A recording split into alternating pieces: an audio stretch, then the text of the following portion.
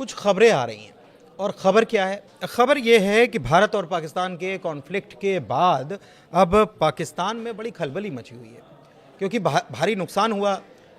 उसने जो साजो सामान अपने सबसे भरोसेमंद चीन से लिया था, वो साजो सामान कितना काम कर गया ये तो हमने देखा ही। बात हो रही है आसिम मुनीर को लेकर भी कि उनका क्या होने वाला है, क्योंकि ये मामला जैसे ही ठंडा पड़ेगा तो उन पर कोई फैसला होने वाला है क्या।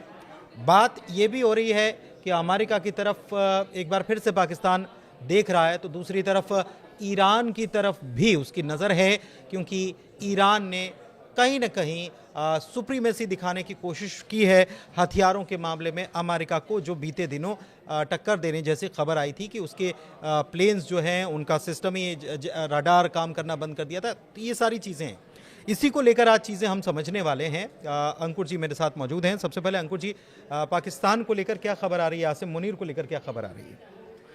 देखिए, आसिम मुनीर को लेके खबर ये है कि अब आसिम मुनीर क्या करेंगे। मतलब लड़ाई ख़त्म हो चुकी है इंडिया के साथ, जो भी 2 ढाई 3 दिन की थी। तो अब उनके पास विकल्प क्या है? क्या वो वापस आएंगे? 30 नवंबर को उनका कार्यकाल ख़त्म हो रहा है। इस कार्यकाल के बाद क्या उनको एक्सटेंशन मिलेगा? आज पाकिस्तान में जो सबसे बड़ा सवाल है वो यही है। लेकिन प्रधानमंत्री तो उनकी तारीफ कर रहे हैं, लेकिन तारीफ के पीछे कुछ खेल चल रहा है अंदर ही अंदर, क्योंकि सबको पता है कि कितना नुकसान करा गया उनके बयान। देखिए, तारीफ भी कर रहे हैं, लेकिन पीटीआई की तरफ से सबसे ज़्यादा उनका विरोध भी किया जा रहा है। जो पीटीआई के जितने भी नेता हैं सोशल मीडिया पे, वो उनके खिलाफ बोल रहे हैं, लिख रहे हैं, क्योंकि जैसा आपको मालूम होगा कि जो पीटीआई के जो रिलेशन हैं इस समय, जो मौजूदा मिलिट्री लीडरशिप है, वो काफ़ी ख़राब है। तो उस रिलेशनशिप में पीटीआई उनकी तनकीद कर रही है, उनका क्रिटिसिज्म कर रही है कि मुनीर की नीतियों की वजह से पाकिस्तान को नुकसान हुआ इस लड़ाई में। हालांकि जो सरकार का नैरेटिव है, शहबाज शरीफ का नैरेटिव है, फौज का नैरेटिव है, वो ये है कि हमें कुछ नहीं हुआ, हमने पाकिस्तान इंडिया के दांत खट्टे कर दिए, हम जीत चुके हैं, हमने 71 का बदला ले लिया, 71 का बदला ले लिया, 1971 का बदला ले लिया। ये नैरेटिव चलाया जा रहा है, वहाँ के जितने भी टीवी चैनल्स हैं उन पर दिखाया जा रहा है। तो अब लेकिन जो लोग क्रिटिसाइज़ कर रहे हैं इस मौजूदा गवर्नमेंट को, तो उसमें उस क्रिटिसिज्म को टैकल करने के लिए एक वहाँ पे कानून है पीका। हाँ, पीका, PECA।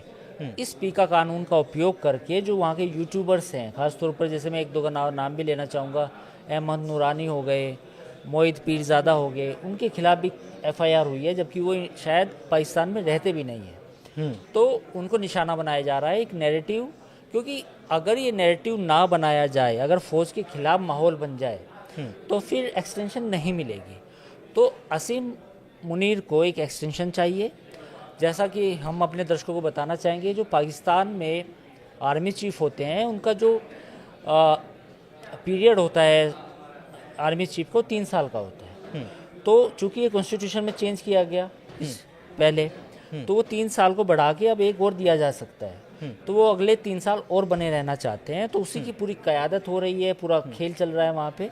तो अब आसिम मुनीर का सबसे बड़ा सवाल यही है। लेकिन हालात, मुझे ये तो आप बता रहे हैं अंदर के हालात, बाहर कुछ भी कहा जाए, सेना को भी मालूम है कि क्या हो गया, ISI को भी मालूम है क्या हो गया, तो एक नाकाम जनरल को क्या कंटिन्यू किया जा सकता है? क्योंकि आगे इन 3 साल के हालात और फिर अगले 3 साल तक इनको झेलने की क्षमता है क्या? पुनीत, इससे बड़ा सवाल, एक सवाल मैं आपको बताना चाहूँगा कि जब जनरल बाजवा ने अपना एक्सटेंशन लिया था, तो जितने सीनियर ऑफिसर थे जो जनरल बन सकते थे बाजवा के दूसरे टर्म से में, जब बाजवा एक बार बने थे, इन्होंने फिर एक्सटेंशन लिया। उस एक्सटेंशन में तो कोई और बनता पूरा। जब आप एक जनरल को प्रमोट करते हैं, दोबारा उसको आर्मी चीफ बना देते हैं, तो कम से कम 5 से 6 जनरल पीछे लाइन में खड़े हुए वो आउट हो जाते हैं, भाई उनका रिटायरमेंट आ जाता है। किसी का 3 महीने बाद है, किसी का 6 महीने बाद है, किसी का 1 साल बाद है। तो पाकिस्तान की जो फौज है उसके अंदर भी खुल के कोई नहीं बोलता, लेकिन जो जनरल इनके नीचे हैं, जो जूनियर हैं, अगर ये 3 साल अपना एक्सटेंशन लेते हैं तो उनकी सीनियरिटी तो गई। भाई कम से कम 5 से 6 जनरल होंगे जो वाइस चीफ ऑफ स्टाफ बनेंगे, जो COAS बनेंगे, वो तो गए।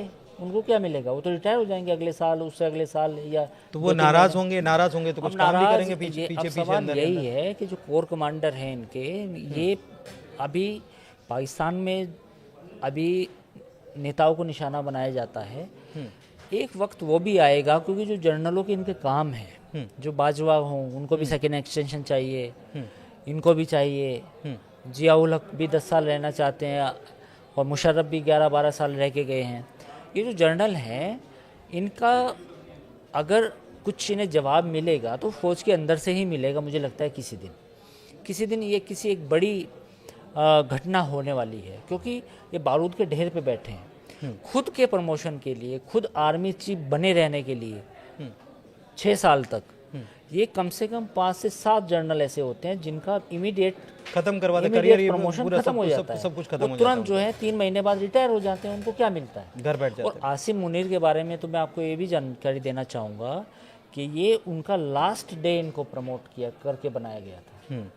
जब ये आर्मी चीफ बने थे, शहबाज शरीफ ने जब इन्हें बनाया था, चॉइस थी, इनके ऊपर कई और जनरल थे, इनको लास्ट मोमेंट पे पिक किया गया था, जबकि ये रिटायर हो रहे थे उस दिन। तो रिटायरमेंट का जो लास्ट डे था, he has been picked on the last. मतलब इन्होंने अपने गोटियां उस वक्त इस तरीके से बिठा रखी थी कि उस मामला समय सेट हो ये गया। शरीफ जो ब्रदर थे, यानी कि जो PMLN थे, उनके करीबी थे, उस समय करीबी थे, इमरान खान से नाराज थे। इमरान खान के और आसिम मुनीर के तो बेहद तल्ख, पहले बहुत अच्छे थे, फिर तल्ख हो गए। खराब हो गई जब इन्होंने कुछ रिपोर्ट दी उनको, उनकी बीवी के बारे में। अच्छा, ये दो चीज़ें और हैं। पाकिस्तान अमेरिका की तरफ देख रहा है, साहब कुछ करो, और दूसरा ईरान की तरफ। दोनों चीज़ों को समझना चाहूँगा, पहले अमेरिका की बात करें। देखिए, पहले अमेरिका की बात यह है कि इन दिनों पाकिस्तान में एक नया जोक शुरू हो गया है कि भाई ट्रम्प ने जो लिखा ट्वीट में कि डू ट्रेड, और मैं आप दोनों के साथ धंधा करना चाहता हूँ। तो जैसे धंधे की बात की तो पाकिस्तानियों को लगा, अरे वाह, अमेरिका हमसे धंधा करना चाहता है। तो अमेरिका की तरफ से बयान आए, अच्छा, प्राइम मिनिस्टर की तरफ से आए, मरियम औरंगजेब की तरफ से आए कि भैया अब तो दिन बदलने वाले हैं। लेकिन ऐसा कुछ नहीं होगा। रीज़न क्या है कि अमेरिका के साथ क्या बिजनेस हो सकता है इनका? टेक्सटाइल इंडस्ट्री थोड़ा बहुत हो सकता है टेक्सटाइल में, लेकिन उसमें भी संभावना कम है, पोटेंशियल उतना ज़्यादा बड़ा नहीं है। तो ट्रेड तो नहीं होगा। हाँ, ये होगा कि ये अमेरिका के साथ अपनी गुडविल बना के IMF से जो इनको ट्रेंचेस मिलनी है, नेक्स्ट जो किस्त मिलनी है, वो मिलती रहेंगी, उसमें कोई डिले नहीं होगा।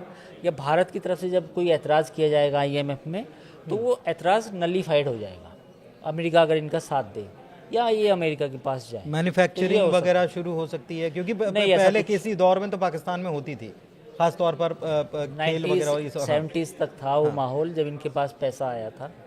उसके बाद तो जियाउल हक के बाद तो थोड़ा मामला ही बदल गया था उसके बाद। तो मुझे लगता है ऐसा होने वाला है।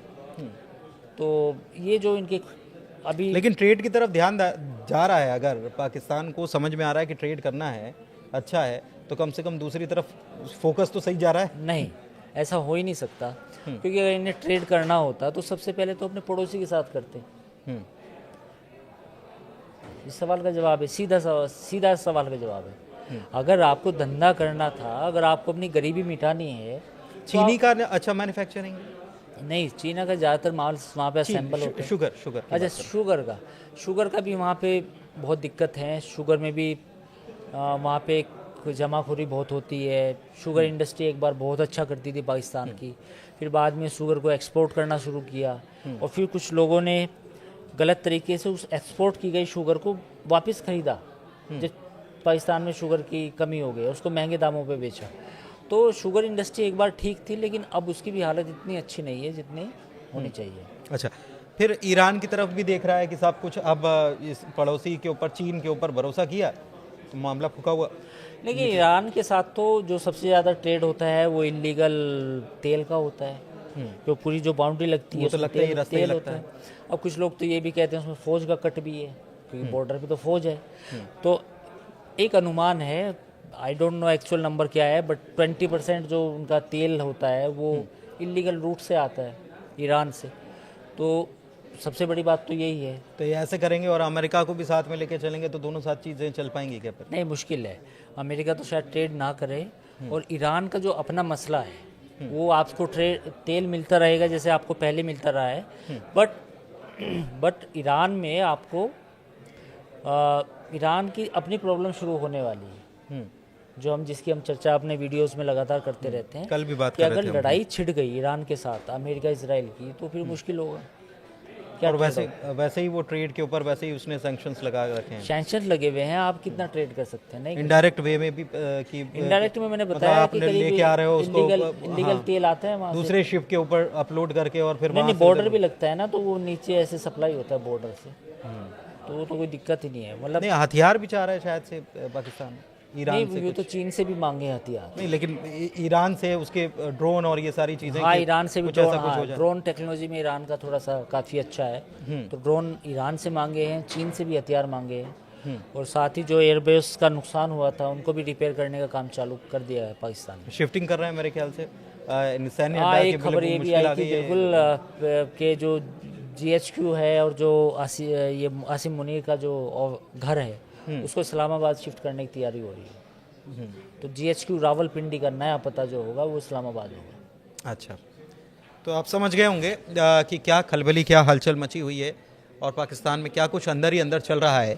कोई मानेगा तो है नहीं, क्योंकि जब ये बता दिया जाए वहाँ की आवाम को ये बताएं, वहाँ के प्रधानमंत्री कि हमने 1971 का बदला ले लिया, तो उनको ये याद करना चाहिए कि 1971 में तो वो बताते हैं कि हम तो जीत गए थे। बहुत सारी चीज़ें ऐसी बताई जाती हैं कि हम तो 1971 में तो वो बेसिकली पाकिस्तानी स्टडीज़ पढ़ाया जाता है, उनको एक किताब है, आपने दर्शकों को बता दें, एक किताब होती है वहाँ हिस्ट्री के नाम पे पाकिस्तान स्टडीज़। उस पाकिस्तान स्टडीज़ में सारी ऐसी बातें ये सब बताया गया है कि 1965 की जंग तो हम बिल्कुल ही जीते थे, 1971 में हम जीत चुके थे, लेकिन लास्ट में वो बांग्लादेश बन गया, इसलिए अब आप उसको हार कह सकते हो।